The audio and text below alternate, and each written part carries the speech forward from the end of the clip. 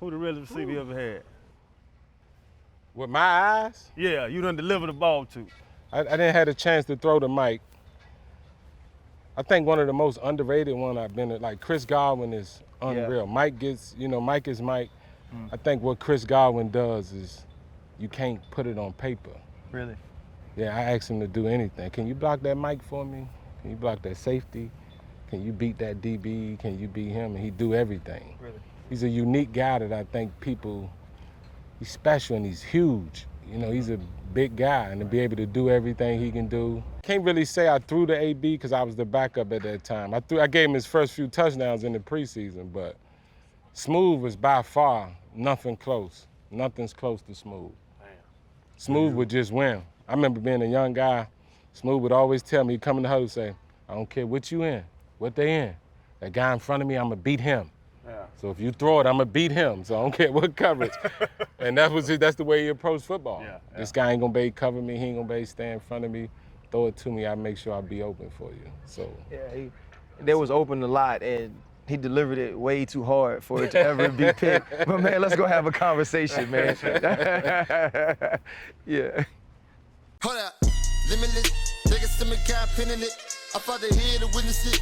Got my people feeling militant. Way I'm feeling, get me up. On the mission, get me up. Knowing me, I got the key. Only vision I can trust. Trust, limitless. Niggas to me, can't pinning it. I fought to hear to witness it. Got my people feeling militant. Way I'm feeling, get me up. On the mission, get me up. Slim, What up, baby? coolest teammate in football. You outside It's every your day, training coach. camp day. Yeah, you outside. You outside every day. First off, man, listen. I know what training camp is like, obviously, and it's even worse for a coach at all the hours, man. So the fact that you sitting down with us, like that's huge for us as former teammates, but for me, for sure as a fan, man. So welcome to the pivot. Obviously, you know this guy, My guy. That's my Freddie guy T. right there. This Chan, he just Chan.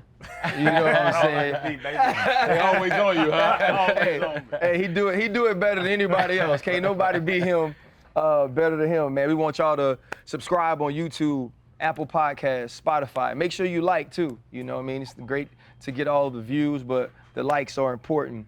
You know, for us, man, when we put this together, we were like, man, we're gonna try to go to different training camps anytime. Now you mentioned Tampa Bay, it's different. You know, a few years ago when they weren't this team, right? And you obviously didn't have that guy playing quarterback. It was different. But now you working here, man, and I was like, I want to talk Tampa. I want to talk Tampa. But I got a real question, man. You have one of the more memorable college football moments of all time, bro. You were milking an injury, right? You were Paul Pearson an injury. You know what I'm They saying? ain't come get me in no wheelchair. I tell you that. You know? No, I just really want to go back to that though, real quick, man. Were you that hurt, B-Left? Yeah, I broke my tibia all the way 3/4 of the way through. So it cracked. If you ever listen to the tape, you'll hear it crack. I stuck my foot out right as I planned. The guy dove over my running back. Never cutting the A-gap, Freddie, as a running back, right? He went to cut. As soon as he landed on it, I felt it. I heard it more than I felt it. And I knew something was wrong because there's nothing there but bone. So I was like, man, this ain't good. What was that conversation on the sideline? Like the coach say, B, get your big ass back in there. Was you asking? No, at that time I was I was a senior, so you know you come in with all your guys, and we had Marshall, so we was a mid-major, and we wanted everything. We wanted to play everybody to prove that we can play and we can go in these big stadiums and find ways to win. So at the beginning I felt that, man, I'd have messed this thing up. Because at the time I'm thinking, to be honest with y'all, I'm about to go win this Heisman. Yeah. You know, I'm about to go win this Heisman because all the people that were in it start dropping out, Ontario Smith. But I was like, there ain't nobody left but me. So why not I just keep going out here and get it? And I was like, I'm gonna just try to go for 500, 7 touchdowns every week and see what that do. Right. And we was on our ways. And when I broke my leg, I felt as though I messed it all up really for not just me, but just the university, because that was big for us. That was big for us as a group to be even mentioned in those times, right? In those times to be even mentioned as the Heisman Trophy candidate. That was big for us and all the crew, my linemen. So I was really just disappointed until that other thing kicked in and I decided to play. Bro, that was crazy, man. Up until, well, at least your first Super Bowl, was that the biggest moment in sports for you? Well, in those times, it was no such thing. You know, wasn't no cell phones, wasn't none of that. So we didn't realize how big it was until, it was nothing to us. Right. Because we got on the bus. We actually was on the bus to Akron from Huntington. So we on the bus, I got my foot up, we all in the back. I know my leg broke. At the time, no one knew my leg was broke when I went back in the game. They tried to take me to the hospital, but they were slowing down on purpose because that happened like on like the 8th play of the game. So they were slowing down on purpose and they didn't want to get me back to the game. So I was like, I knew something was wrong. So my coach was telling me, just get it x-rayed. And they didn't have an x-ray machine there at the Rubber Bowl. So they was trying to take me to the hospital and the Akron people was like, make sure you don't come back until the game's over. And I heard them. So I was like, I'm not getting in that. I'm not getting in that ambulance. So they ended up taking us in the caravan, taking me to a caravan to a little medical place, not that far away. And we went there with the doctor, Dr. Ricard. I'll never forget it. He looked up in the light, held it up. He looked at me. And he was like, Byron, it's broke. And I was like, man. And I remember, I think we was up 7-0. And at that point, I started thinking, man, you just get ready for the draft. Right. Get ready for the next stage of your life. And I sat there and I was like, find the score of the game. We cut the radio on. We were down like 21-7. I was like, I'm about to play. We can't lose to Akron with what we had in plan, what we had as a group. We had our mind on something way bigger than that. And then I was like, man, nobody knew my leg was broke. Actually, when I went back in the game, Dr. Ricard, we come back in the caravan, and I just got this energy. As soon as I touched on the grass, I felt something. Something was like, play. And I remember my mother was in the end zone the opposite way. And she was like, I was like, Mom, why are you on the field? Why are you on the field? What you doing? She was like, I know you about to try to play. I was like, Mom, you can't be on the field. Go back in the stands. And then I went to the sideline. It was 3rd and 18. Nobody knew. And I remember getting in the huddle, and Darius Watts, the Narrow Murray, my wide receiver crew, he was like, man, where the hell you been at? Like, where the hell you been? I was like, let's go. And Shulo was like, hey, man, you all right? I was like, yeah, I'm good. And he was just like, no, you ain't. Let's go. The lineman said, ain't nobody gonna touch you. Man. And then we just went. And we wasn't even thinking. We never said, like, I never said lift me up. I never said none of that. It just happened. We wasn't even thinking. Then the next day, that's when it got big, once it got the sports and everything. But in the time that it was going on, we was just trying to get a win. Right, and we spoke yesterday about your son. Loves basketball, loves playing receiver. You can't convince him so much to play quarterback. Has he seen that play, and if so, what does he think about it? Well, he said he always asks me. He asked me about it like a long time ago, because he really saw. They on YouTube. So they YouTube everything. I never really told him about it. He was like, Dad, what happened? I was like, well, I broke my leg and I went through the whole thing. So he never felt it at the time when everybody went. He just see it as a video as he see all the other videos. So it's just a video on YouTube to him. Right. I'm just his father. I be trying to get him to play quarterback. Yeah. He don't want no part of it. So he want to play wide receiver. He like to tackle right now.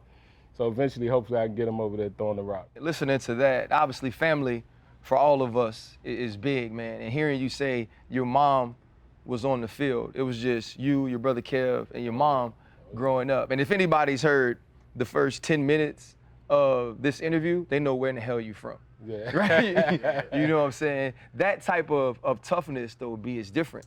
To know your leg is broken. It's not only that pain threshold, but it's something here, it's something here. How did you get that, growing up, being raised by your mom and with your bro? Well, I think it really started with my brother, really, because he was 6 years older than me, and I really hung out with my brother all the time. I really started with my brother. We grew up, we was big, I don't want to say, the Washington Commanders fans, so we was huge. That was our everything. We were football, everything. So when you were the older brother, they beat you up a lot. I played football, tackle football with him. But people don't realize, like, we grew up in the neighborhood playing neighborhood versus neighborhood. Right. Like, it was nothing for us if I was living on 15th Place to play somebody in another neighborhood, all street ball. It may be contact on the, in the street. It may be tackle in the grass. We may get full equipment and play. It was just football all the time for me about everything, just everything. I could tell you everything about Washington, every single thing from the 80s, 90s. When the game was on, I was always just big on football. And then playing it, just having an older brother just beating you up all the time. I don't know if that made me that way or just the way we approach stuff. When we did something, we did it. Right. And we tried to do it the right way all the time. So it really started there with football, my love for it, because he loved it. It made me love it. And that's where I really got all that from my brother. So you mentioned your love for football. Obviously, we got to get into your love for coaching, right? I remember a conversation we had. You were living in Atlanta. You had just retired. And you were skeptical, trying to decide if you should go in shadow under Bruce Arians in Arizona. What was the determining decision in you saying, you know what, let me jump all the way in there? See, it really started with BA before I really got, because even when I was retired, it was one time they were like 13-1 out there in Arizona, and it's like a Tuesday, and BA called me. And I remember I had my son on my lap playing with him, and BA called me, he was like, hey, what you doing? I'm like, nothing. He's like, hey, I need you to come out here and play quarterback. Carson may be hurt. I was like, BA, I retired 2 years ago, not 1 year ago. And I was like, I don't know about that. And then I looked at it, he was like, go out there, it's the same stuff. I'll put you in position, you'll know it.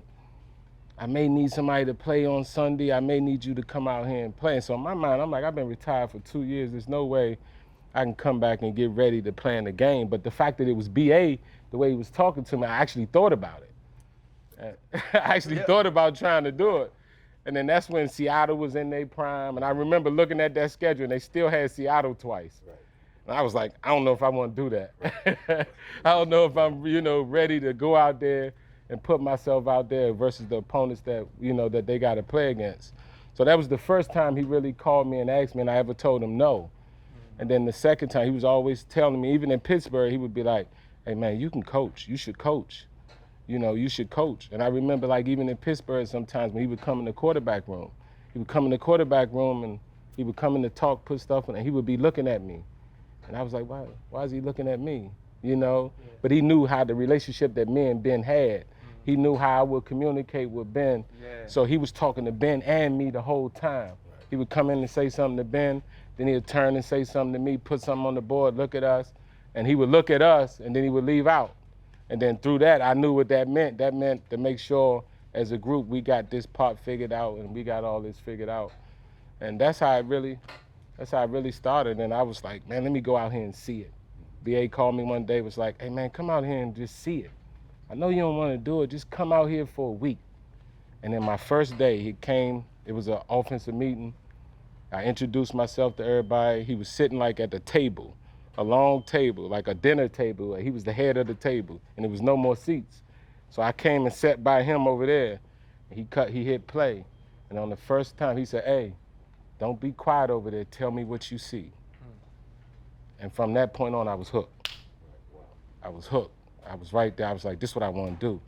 Before I left that meeting, I'm sitting there thinking like, man, this is what I always wanted to do, really. This is what I've always done. Freddie, I was nothing for me to be 4 or 5 o'clock in the morning watching film.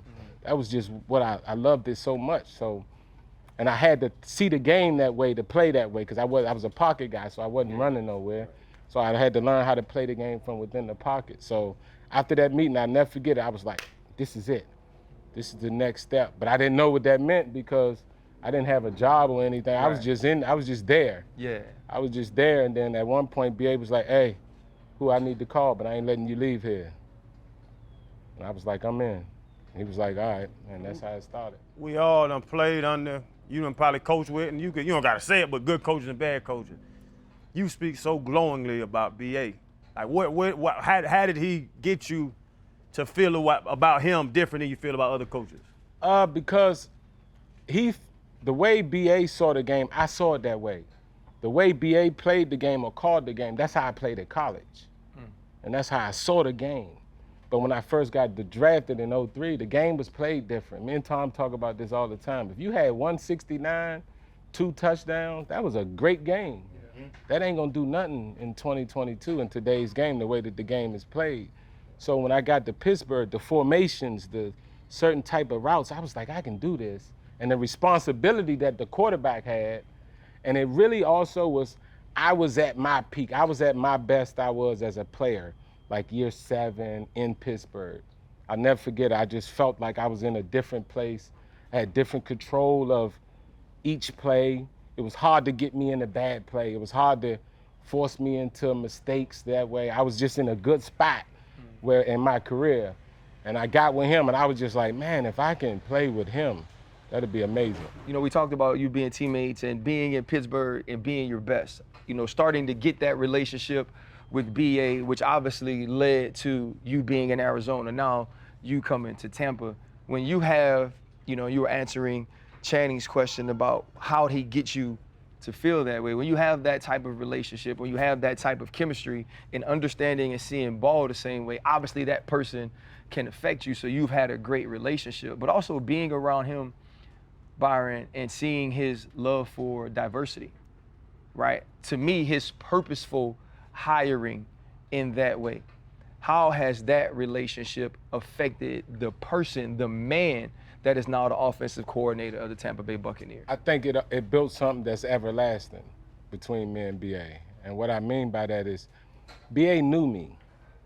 So he knew I can do this before I really ever thought about doing it, because as a player, you think you'll play forever, and when I'm done, I'm done. There's no way I'll coach.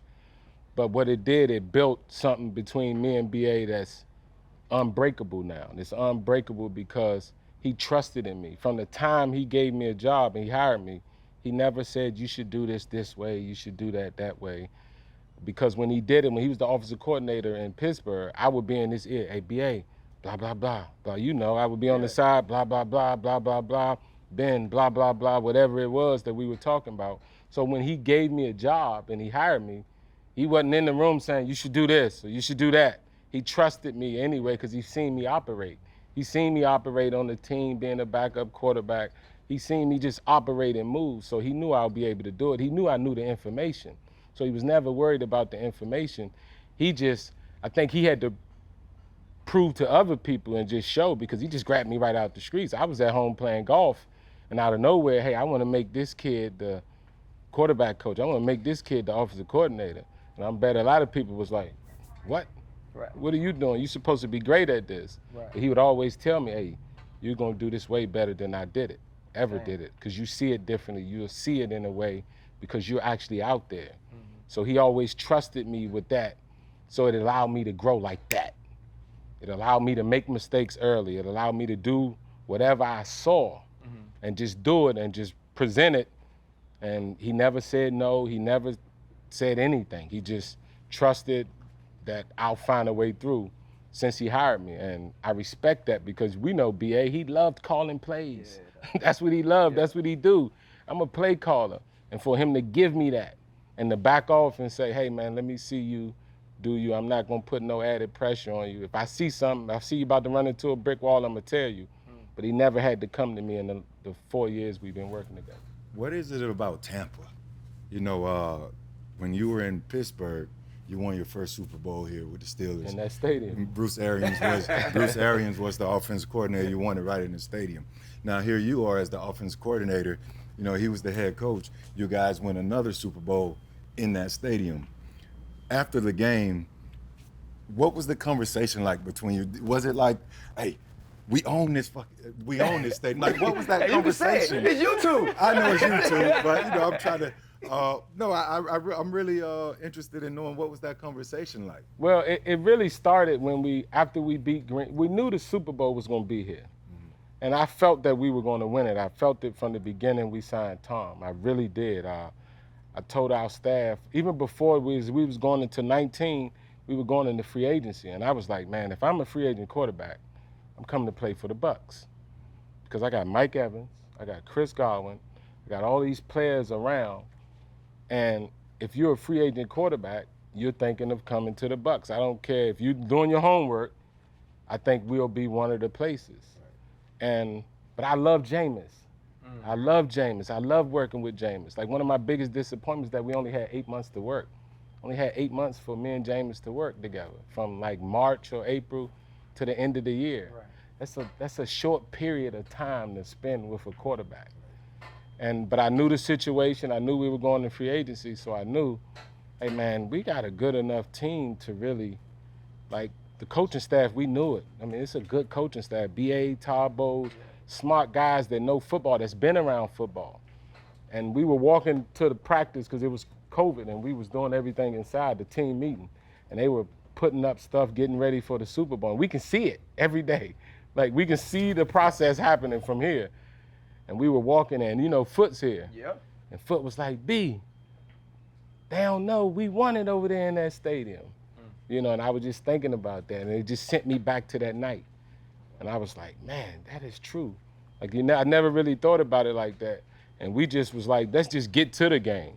Let's get to the game. I just felt as though where we were at as a team, I had a really good feeling that we was going to win it when we added Tom. And I knew who was already here. Yeah. And I knew if when Tom came here and put his sprinkled Tom on it, it's going to be a good group, because we had to learn how to win. You got to think, the guys that were here, Mike Evans, Ryan Jensen's guy, Vontae, they've been here forever, but they were never fortunate enough to be in those playoff games, to be in those meaningful football games. So I knew once we got Tom, he'll lead in that way, and we'll have a shot. I really thought we would win it that year when we signed Tom. You bring up Tom, and everybody know this man knows football. He's a GOAT in my mind, greatest of all time, quarterback. But B.A. is also an offensive genius. Yourself's an offensive genius. How uncomfortable do some of them game plan meetings go? Because I know I played with Zach Thomas, and a defensive coordinator walk in there and have a game plan, and Zach will look at it for 10 seconds. What if they go wide slot? What if they go double vertical? What if, and he sees it, and now the DC had to reset and be like, oh, Zach don't like this. Let me look at it again. With all that offensive brain power in one meeting room, does it get uncomfortable? Not really. It's never been. It's been actually really good. I don't know why people think it's been excellent, because when he come with me with those, I got those answers. Yeah. So all players want is put me in the best position to have the best success I can have. Yeah. And they'll call your bluff first if you bluffing. Yeah. So if you don't know what you're doing, you know something one way, you don't really know how to teach something, the first people gonna know are the players. So me and Tom never had that problem. First thing Tom said to me was, hey, I don't make no decision lightly. I know what I'm coming into. Tell me where you want the ball. You got people running open everywhere. That was the conversation. I love that. And and that's how we approached it. Now, as we got into it, as we got out on the grass, now I can see it. Because the thing about a coach, you can't call plays for a person unless you know a person. I say that all the time. You have to know the person to call plays. Because what he say he's gonna do and what happens naturally is different. So I knew we just need to get time on task. We just needed to get as many reps as we can possibly get, but we couldn't because we didn't have OTAs. We didn't have nothing. First time we touched the grass together was training camp. And that's where we was just trying to figure everything out. And most people say we struggled that first. We started off 6-2. People were like, we struggling. I'm like, damn, we 6-2. 6-2 struggling? Like, if people think we struggling now and we wasn't rolling at 100%, I knew we would get better. And me and Tom would say, we just got to win.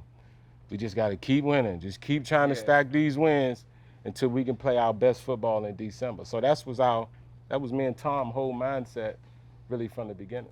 So what makes Tom special? I mean, I was a teammate for 2 years in New England with Tom, and I can speak to this, but I want to hear from you, having worked with him now for a few years, every day. What makes him special? The simplicity that he sees the game, and he don't get bored. If the flat route is there, he's going to take it. If number one's open in the progression, he's going to take it 100% of the time. And when you do that, when he's not there, that forces you to get to your second guy in the progression, then the third guy. So I'm always getting to the right guy. So mistakes are not happening because I'm never guessing. I'm going off the progression. I'm doing this and this and this and this. He's gonna do this and this and this and this, and the open guy gets the ball. That's what's the simplicity in the way that he plays the game, and the way that he sees the game. Obviously, he's intense. I've never seen nobody prepare like this. And I'm not even talking about, I'm talking about from a physical standpoint. We've never seen someone really go about it 365 days a year on preparation, on how am I gonna get ready, how am I gonna get ready to play my best football. That's the way he prepares. So I haven't seen anything like that from a preparation standpoint on everything that you need to get yourself ready to play the best football you can play. You know, when you talk about, when anybody talks about Tom Brady, it is with that sort of reverence, especially people who have gotten to work with him, you know, and when he signs here in free agency, which we all knew was the best place to go, the first question is, how long are we going to have him, right? Or how long are the Tampa Bay Buccaneers going to have him? Then the offseason comes this year, and shortly after, Adam Schefter, he fired up. I get the report, I'm the first one to break it. Tom Brady retires. During that period, what are you thinking? I've always was in contact with him. So me and him was I'll say we were in contact. So nothing caught me by surprise, nothing. Right. Going into last year, you know, nobody knew what next year was going to bring. None of us, right? None of us really knew what was next year going to bring. Anytime you're a part of teams like that, teams most of the time get split up, right? Mm-hmm. Assistant coaches go here, assistant coaches get head jobs. So nobody really knew anything. So after we talked, it was like, hey man, I knew he was contemplating it. I knew he was thinking about it, so I didn't really know. And then found out that he was, and it was like, man, like, okay, now we got to find a quarterback. You know, we got to find somebody to go out here and play with because we got a good enough team that can compete. Mm-hmm. So we got to get somebody in here. And I won't talk about when I knew, you know, right. When I knew that he was leaving or coming back, right. But I felt good about us as a team. So you said you felt good while Tom was retired. You felt that you still could find a guy and be good. I was hoping we can. Right. I was hoping that we can find somebody. And my job is just try to, whoever comes in, they coming into a team that's a year ago just won the Super Bowl. Right. So you're going to have Mike Evans, you're going to have Chris Godwin. There's a chance you may have Grunt. That's enticing to any quarterback, right? Right. Like what we talk about, right. That's enticing. Right. That, oh, I can play with these guys. So my worry was not that we can find a quarterback or find this or find, it was just going through the process of off-season, self-evaluating, self-scouting. And now we got to find a quarterback. And what does that mean? Oh, is Kyle? Is it Kyle trash time? Is it all those things going through your head? So you're weighing all your options in March and April, trying to figure out what's going to be the next step. And then everything turned back, and it was, hey, he coming back. And it was like, okay, well, instead of thinking this, now I don't have to think that broadly. Think more narrowly. Now, how do we get better? Yeah. How do we get better as a team? How do we put better players around Tom to just continuously help us play the way that we've been playing? Be Left, man. I know you from DC, man. I know you the coolest cat walking around Tampa. There is no way you were that chill when you heard Tom was coming back. There had to be some level of relief, excitement, something, because it's Tom, and it's not like he had a year where you think you should retire. Like, I watched Drew Brees in his last year. Every week I'd watch him and I'd be like, yeah, he should hang it up, right? Like, he should let it go. You watching Tom attempts, completions, yards, touchdown. I mean, led the league in all of those things at 44 years old. And I'm sure you have a belief in Kyle Trask. I'm sure you have a belief in the fact that you can coach. But it had to be like, woo, we got one more year. Let's go win this thing. Yeah, I just did it before everybody knew. You know, I just had my moment before everybody else had their moment. Oh, trust me, yes. I was like, yes, trust me. Oh no, by no means. It was like when we talked, it was like, all right, let's really. That's what I mean by narrowing. Now instead of let's narrow it down, and let's try to do everything possible to put ourselves in the best position possible. Because the way that as an offense, we don't feel as though we played our best game, the playoff game that we lost. Yeah. We felt as though we didn't play our best game, and when you lose that way, it was like when he said he's coming back, it was like, okay, 2020. Right. Let's lock in and narrow this thing down and focus on what we need to do to have an opportunity, right? Because it's hard to win these things, right? Everybody make it seem like it's easy to go out, win a Super Bowl. People have been trying forever to win this. It's not easy, but let's try to narrow it down and just try to put ourselves in the best position possible to see if we can get there again. B, I seen you come in as a rookie, man. I know the attention to detail. You know, I seen your notepads. You know, you got beautiful handwriting, by the way. That don't mean pleasant. He has pleasant handwriting. He's ready. But no, seriously, man, I seen it. I seen the growth. You know, we had the conversation before you went out to Arizona.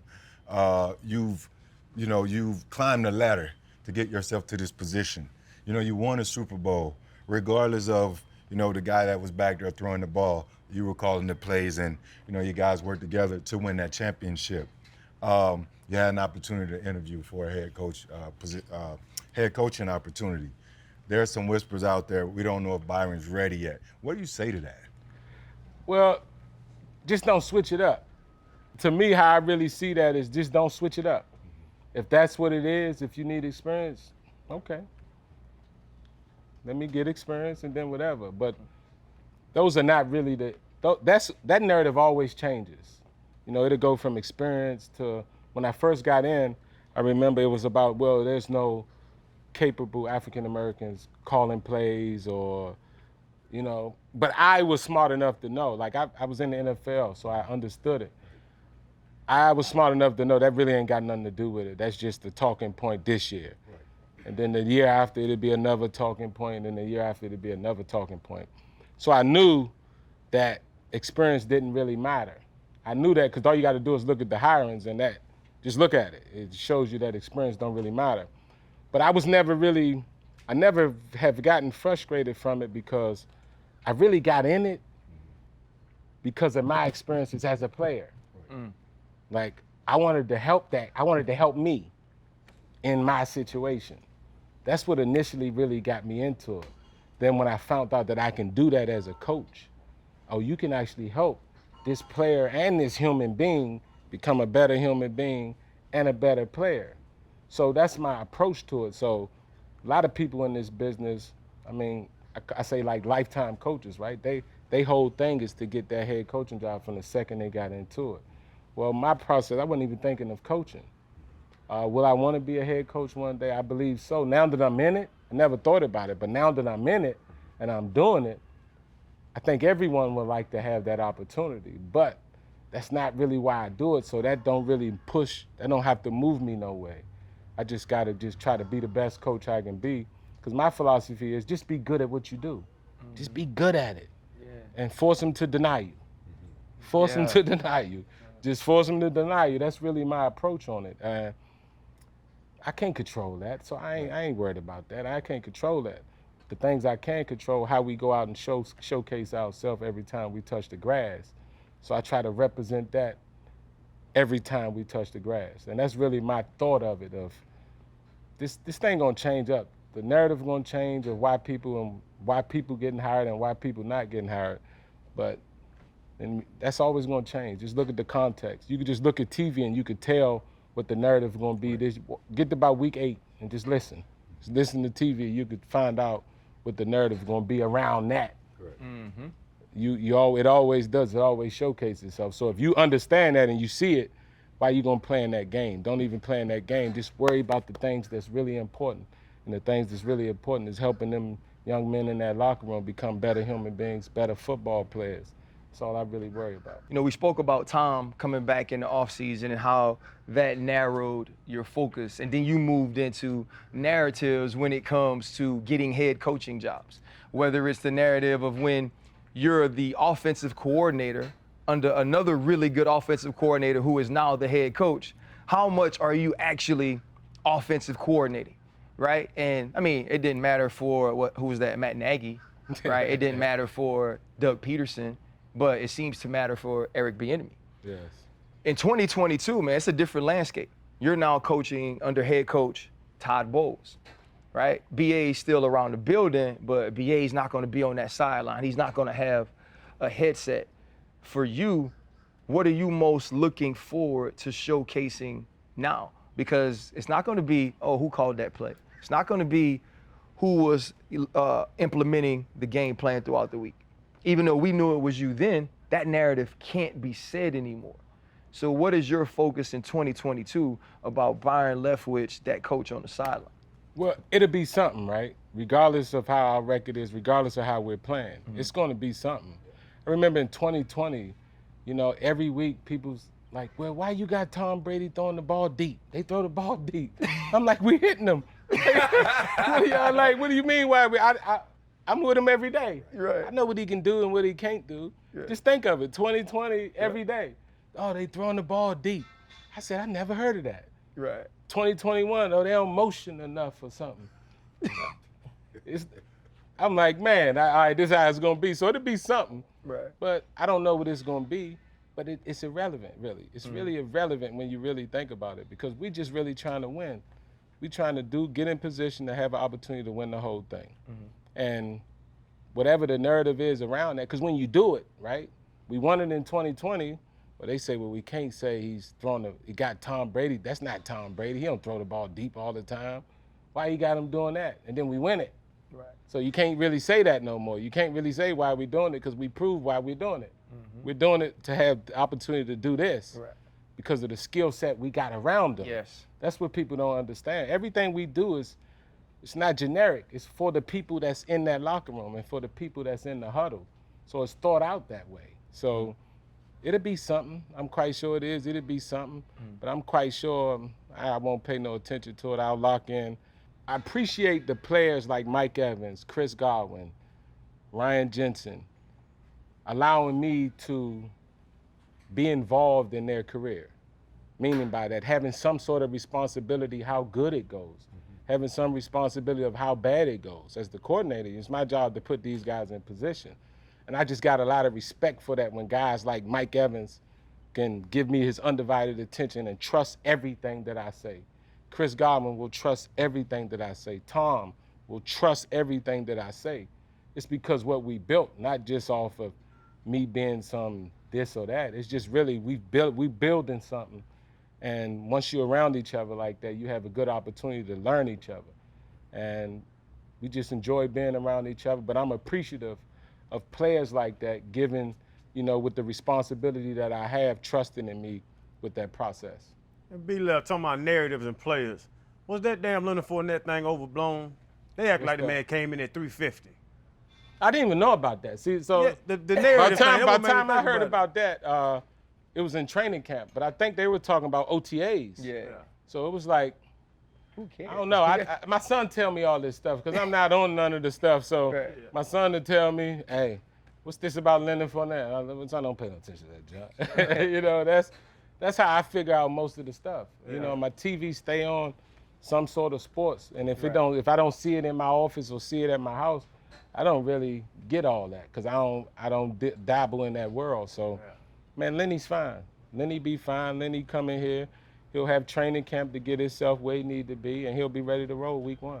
You know, you talk about, you know, weapons. Chris Godwin, you know, who will be coming back from injury, explosive wide receiver. Mike Evans, one of the best in the world doing this job. You've coached Gronk, AB. Like, you've had Hall of Fame talent. AB. Yeah, you know, you've had Hall of Fame talent, guy. you know, within this building, and you just added another one in Julio Jones.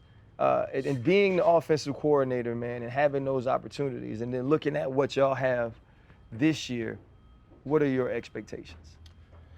Well, my expectations is for us to go out and play our best football that we played together. That's what we're using this camp for. Let's go out and just try to play as good as football we can play in and play out. Ultimately, your big goal is to win it, right? Anytime you have the caliber of team that we have, your goal is to try to win it. But right now, it's just training camp. We don't know what type of team we're going to have. We don't even know how this thing really going to look. So right now, let's just go out and just work on technique, fundamentals, and try to be as good an offense as we can be. Let's try to be more consistent. You know, if it's a 72-play game, where we played 67 great snaps, let's see if we can have 71 great snaps in the 72-play game. Little things here, because football's it's little things. A bunch of little things add up, and then the big picture tends to just show up. So We're just trying to work on the little things, get better at things we can get better at, look at ourselves really and know, hey, man, we do this really well, but we can fine-tune this. And we just trying to play as best as we can play as an offense, really. We're trying to attack people and score points. That's how we view it. Hey, B, man, you know I love you to death, bro, and super proud, always excited for you. When I saw you guys getting Julio, I was like, wow, my dog got another weapon. But more than that, man, I want to give you your flowers, bro. Super Bowl in 2009, love everything you're doing here in Tampa as the OC. I know you're going to get the HC job soon. And when that happens, only one thing that comes with it, you gotta go on vacation with Channing. You gotta go hang out with Channing. What's up with that? I seen a few of these, right? Hey. I seen a few of these. I don't know about that. Or maybe the next Super Bowl, you gotta go. Either way, celebrate, it's man. An open invitation. Yeah. It's a nice resorts and folks get naked. You just walk around. I ain't going there with you. You know what I mean? I ain't going there with you. Hey, I got a golf course over there. It's called all natural. I'm trying to get my brothers to be proud and come to the other side, man. I'm transitioning. That's what we got to do. We open, we talk more now, we talk about our feelings, and we can get naked. I don't know about that. Since he's tried to get Kevin Hart to go on vacation with him, that's his new goal. Every guest we have, he's trying to see who's going to go on vacation. I think we did a poll, and so far, not many people have said they'll actually go, man. Listen, teammate, bro, I said it when we were driving over, one of the best I've ever been around. Man, I'm talking about human. Like, hell yeah, I hated the fact that we had to practice against you because I was never going to catch a pick in practice. I used to try to feel good. You know how practice was. You won't feel good. But Byron used to throw it, and if I could pick it, I'd act like I was going for the hit because I already knew I wasn't going to catch it no way. Like, remember them Fridays? Yes. Yeah, them Fridays. We had good competition hey, there, man. But I just want to say, man, like, I am, as Fred is, man, extremely proud of you, but also a huge fan. Like, man, to watch you do what you do, man, knowing how hard you've worked, knowing how hard you still work doing it. Like, they get to say it all the time, man, but you are truly one of the good guys of football, man. Best of luck this year. And again, thank you so much for giving us your time, man, in training camp. We know how important it is. No problem, man. I love what y'all doing. Y'all got something good rolling, man. It's good to see y'all. Know them too well. I knew of you, met you, I think, a couple times.